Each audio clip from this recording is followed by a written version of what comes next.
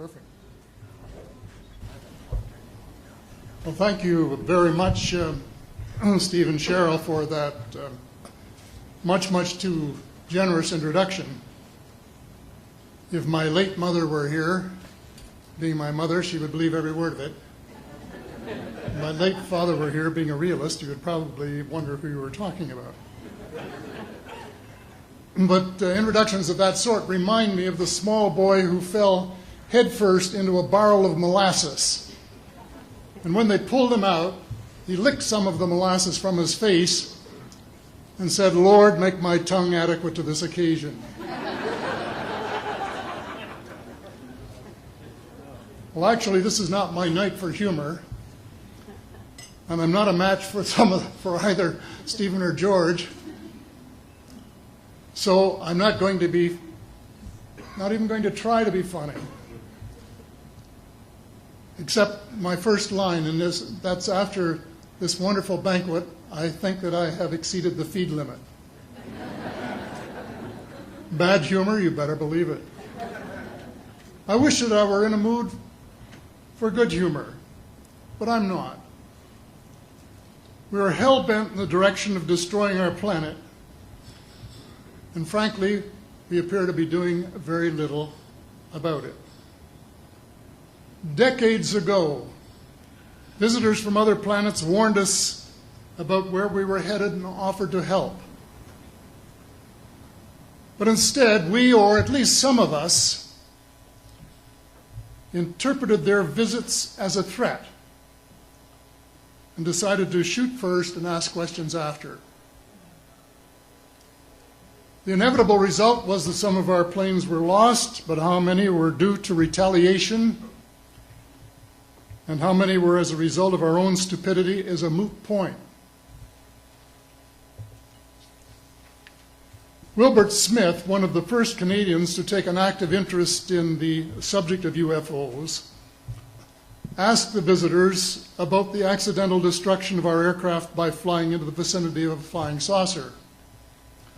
The response, and this is Wilbur's words, "We were informed that although a few of our aircraft had come to an unfortunate end by what they considered the colossal stupidity of our pilots, they were now taking corrective measures to avoid our aircraft. I asked them," and this is still Smith, I asked them what happened, and they said, "Well, the fields around the saucers in order to hold them up, in order to produce the gravity differential, the time field differentials which were necessary to operate the ship. These sometimes produced field combinations which reduced the strength of materials to the point where they were no longer strong enough to carry the loads that the materials were expected to carry." Now, as we know, aircraft, particularly the military type, are built with a rather small factor of safety.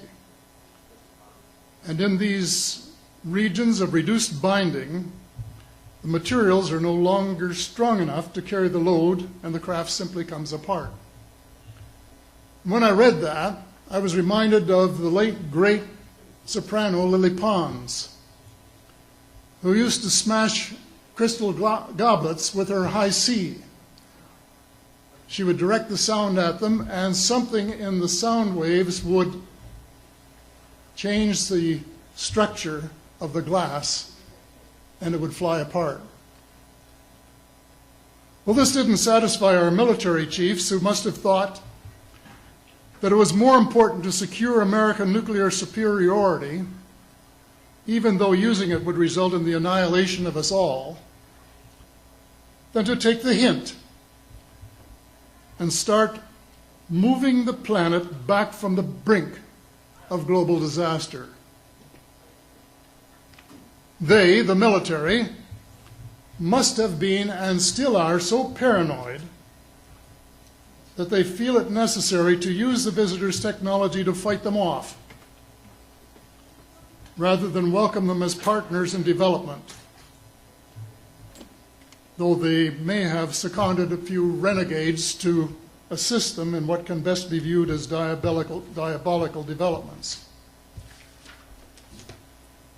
Stephen has said that talking about UFOs is passé, and that we should be talking or limiting our talk to exopolitics. Well, Stephen, I agree with you in theory, but in reality we have a problem when official U.S. policy insists that UFOs don't exist. The veil of secrecy must be lifted, and it has to be lifted now, before it is too late. It is ironic that the U.S. would begin a devastating war, allegedly in search of weapons of mass destruction, when the most worrisome developments in this field are occurring in your own backyard. It is ironic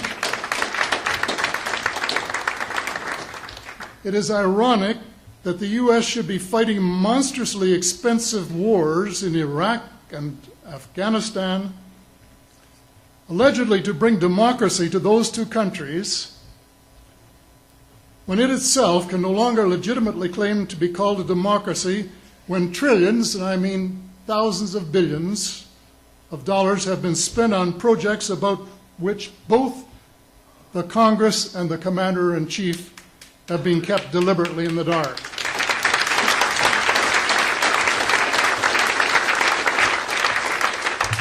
How much has been accomplished in 60 years of feverish activity by some of the most educated minds in the United States? Has America developed flying saucers that are visually indistinguishable from the visitors, as alleged?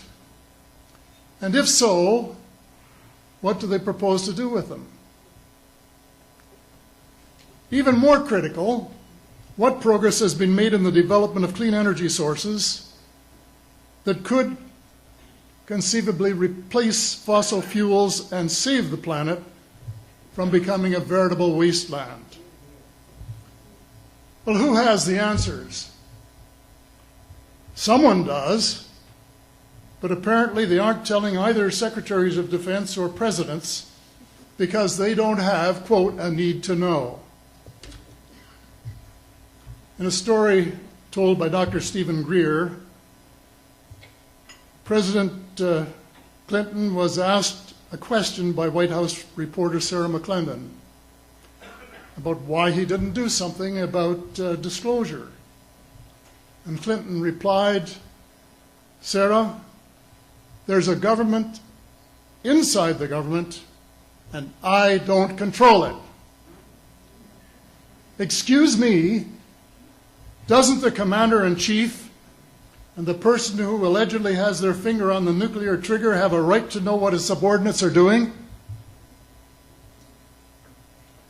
The people of the United States who have paid the bills have the right to know. The people of the world demand to know because it is our descendants too whose lives are in mortal danger. It is time for the people of the United States to launch a new war against the evil of lies, deceit, and darkness, and go all out to win the victory of truth and transparency and light. Thank you.